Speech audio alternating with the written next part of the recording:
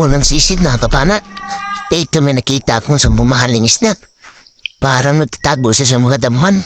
Pampanahin natin. Mukhang masarap sa sabaw to. Ito. Patay kang isda ka. Headshot mga kapana. Hindi na siya na makagalaw. Sobrang lakas ng bana ko. At paslahos. Medyo malaki-laki na mga kapana. Mahigit 200 grams. Ito, pangalawang kita kong kapana, mukhang mamahaling isda rin. Isang napulapot na katawag.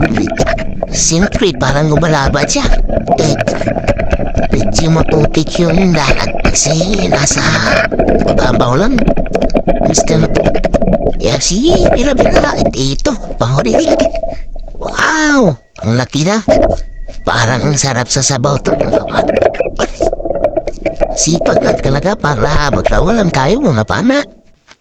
Kisi-kisi pa. Kisi-kisi. Hanap tayo ulit mga pana. Ito, may nagtata sa damulan. Parang malungkot siya, mga pana. Kay kang isdata.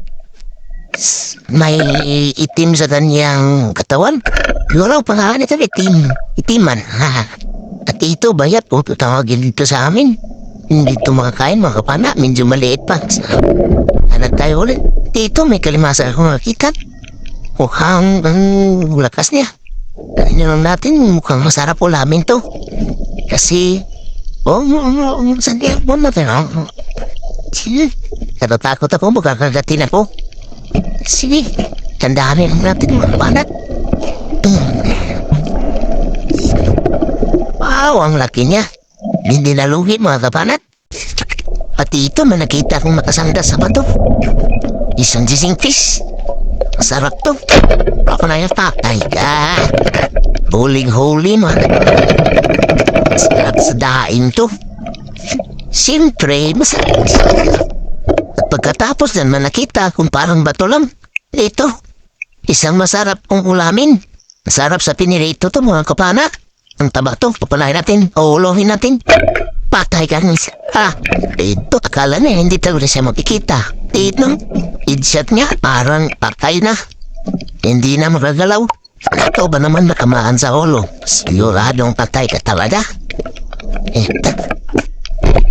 Apat niya, kapanak. Ito, may isang umang nalalatan. Ay, hindi ito natin iupunin kasi hindi ito nakakain. Ito, andiyan ito may gusto niya mga ito, sa mamahaling isda ang tao. Hindi nyo kita kasi yung madiling. Ito, lakas. Parang malaban mga kapana. Ito, wow, isang lapo-lapo. Masarap din to sa pinula mga kapana. Ulam na talaga. Pagwan talaga at kita. Medyo, na po nakikita isang lapu-lapu din. Parang huling-huli. Hindi na sarap kasi headshot. Isang grouper. Manitas. Usak ang isda pa. Kilig-kilig lagi Hindi na talaga headshot. Ito isang maliit na itiman. Ay, hindi ito nakalitan. Medyo malalang na. Papanay na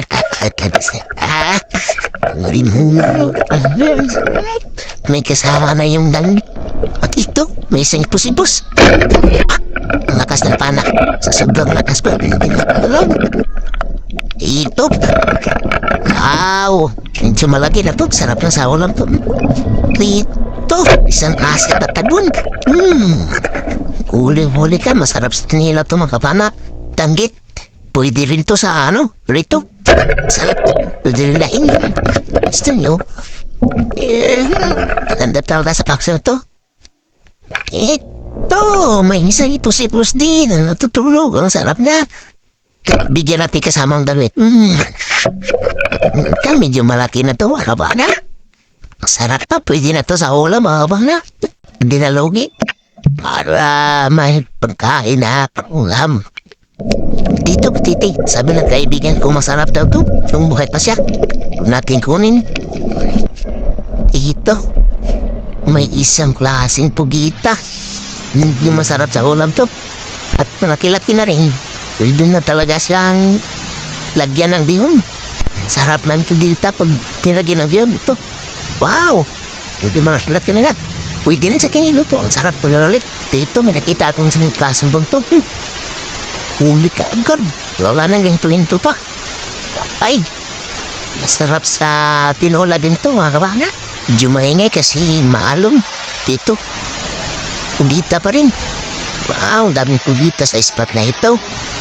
Ang sarap ulamin.